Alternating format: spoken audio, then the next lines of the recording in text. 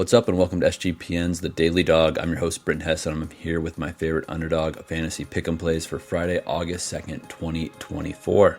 If you're new to Underdog Fantasy, sign up with promo code DAILYDOG, DAILYDOG, one word, at UnderdogFantasy.com or on the Underdog Fantasy app for a 50% deposit match bonus worth up to $250. We are getting into the prime of fantasy football season, and Underdog has awesome best ball leagues available at all sorts of buy-ins. So if you're going to be signing up for Underdog, you might as well take advantage of that free play and enter some more best ball leagues. And if you've never played best ball, I think it's probably the best season-long fantasy football format there is right now. It's like regular fantasy football, except you don't have to set your lineup each week. You draft a team, and then automatically your best players' scores are the ones that count. So it is all about the preparation and how you approach the draft, and it's less about making sure that you're up at 8 a.m. on Tuesday to make sure that you get that waiver wire slip in before one of your league mates. It also makes it much easier as far as having to choose your lineup each week because you don't have to do it. You're not sitting there spending hours, saying, oh, is it going to be a Stephon Diggs week or is it going to be a Mike Evans week? Guess what? Whoever does better is who is going to count for your score. So I love best ball, and I highly recommend you get involved in it. And if you're new to Underdog, you can get involved in best ball leagues for free with promo code DAILYDOG by using that deposit match bonus money to enter these best ball leagues. All right, that's enough about the sponsor. Let's get to our show slip. We're going to start out with Olympic tennis. We're starting out with Novak Djokovic Novak Djokovic lower than half of a set loss versus Lorenzo Musetti. Novak Djokovic is 6-1 all time versus Musetti, and his set score is 15-6.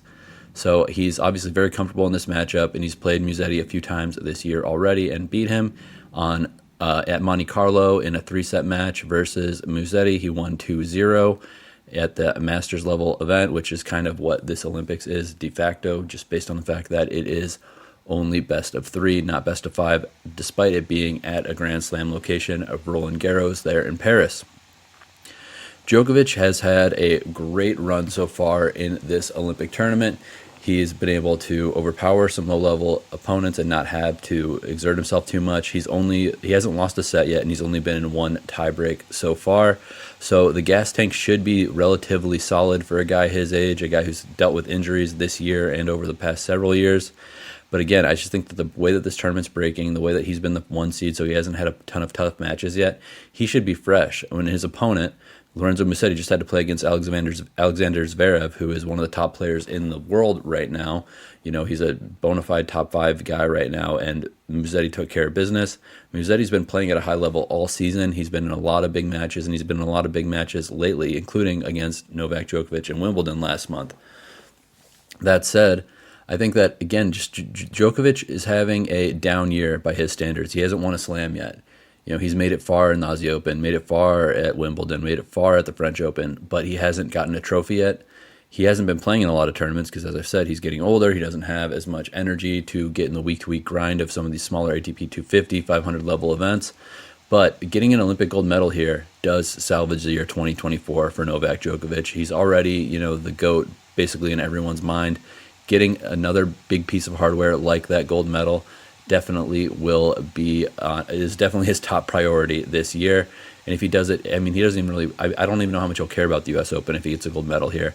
And again, I just think that the way that this tournament's broken for him versus Musetti, he should be more fit, he should be more energetic. And honestly, if he wins the first set, I don't see Musetti winning the second by any stretch. I think that it's just going to be a shutdown performance by Djokovic. So basically, we're going to be sweating the first set, and if it gets to the second, I am almost certain Novak will shut it down. Next, I'm going to go to another star player. This one in baseball, we're going to Aaron Judge, higher than 1.5 total bases against Kevin Gausmann and the Toronto Blue Jays. So Judge is obviously, he's hit 5 home runs versus Gausmann. He's the best power hitter in Major League Baseball, and that's not really up for debate. He's done well versus Gausmann just overall. He's batting about .297 versus him for his career with 37-ish plate appearances, or at-bats, I should say. So I think that it's obviously worth a look at home run, but the problem is that the home run pick for Aaron Judge is a 1.25x multiplier right now, which is just so little value. you can still get a lot of the home run equity by playing total bases and getting a 0.9x multiplier, because not only is Judge hitting for power this year, he's got the best average right now in the American League. Judge can get on base multiple times with singles. He's done it twice in the last week where he's had 3 and 4 hit games, and so he's getting high total bases numbers, but it's not all coming in one swing like you would expect. That said, we get a little piece of all of that equity to get over this 1.5 total bases by playing the total bases instead of home runs on this Friday, where I said his multiplier for home run is just ridiculously low.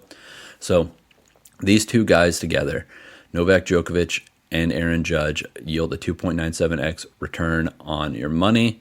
So it's basically a standard slip. It's a little bit reduced because Judge is 0.9x, and then you make some of that back up because Novak Djokovic to lose less than one set is 1.1x scorcher multiplier.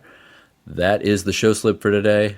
And let me remind you one more time, if you're new to Underdog Fantasy, sign up with promo code DAILYDOG, DAILYDOG, at UnderdogFantasy.com or on the Underdog Fantasy app, because you get free money to play with. That's obviously a very positive expected value proposition. If you put in $20 and then you end up with 30 in your account, you're already ahead. You just have to roll through that bonus money one time to withdraw.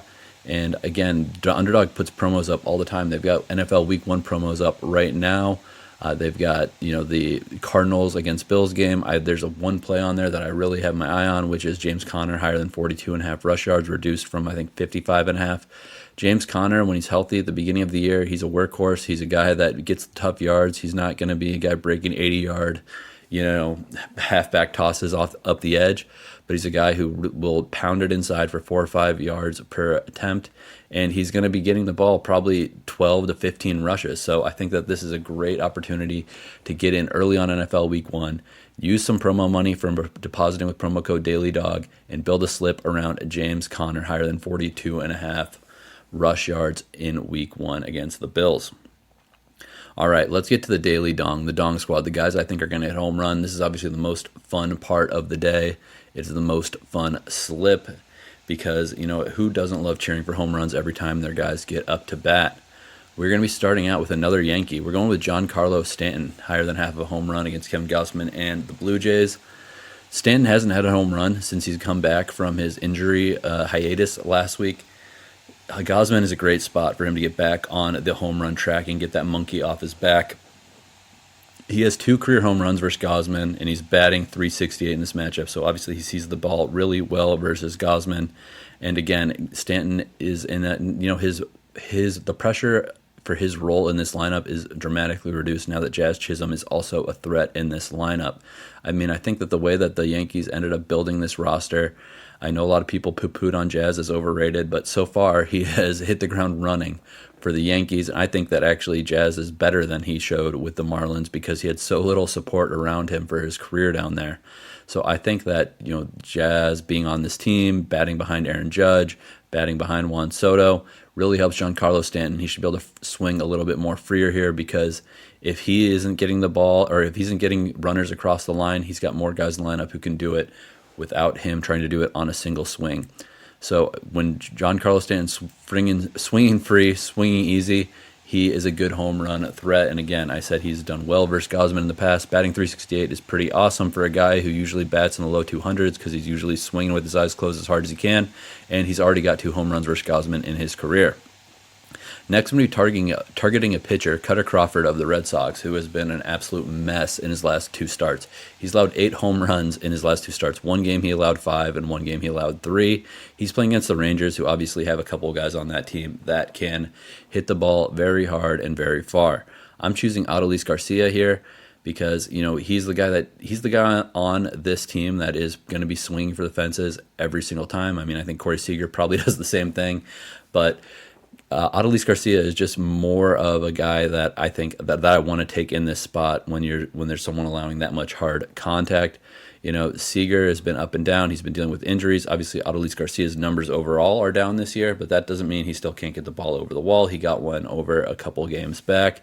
And when he's facing a pitcher like Cutter Crawford, who has is on this ridiculous run of allowing home runs, I'm going to take the guy that was a home run derby finalist 2 years ago, a guy who was back in the home run derby this year. So give me Adolis Garcia paired with with Giancarlo Stanton. And then our third pick is going to be Byron Buxton of the Twins.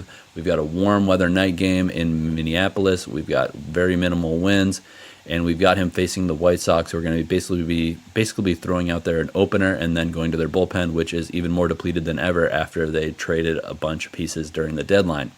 So Byron Buxton is obviously a guy who can go yard versus anybody, but against this White Sox staff, because I don't really want to handicap him against just one guy, because I don't think anyone is going to be in there for more than maybe two and 2/3 innings. So yeah, Buxton is going to be the last guy on the Dong squad. This flex slip yields 30.37x return on your money if all three hit home runs. If it goes 2 for 3, you get 5.06x return. Again, I'll reiterate what the show slip is one more time, which was Novak Djokovic lower than 0.5 sets lost, and Aaron Judge higher than 1.5 total bases. And the Dong squad guys are Adolis Garcia, Byron Buxton, and Giancarlo Stanton. Last thing, if you haven't noticed, I'm on the road right now, so my setup is a little bit different than usual, but hopefully video quality is good, hopefully audio quality is good. But that's all I've got for you. Let's make some money.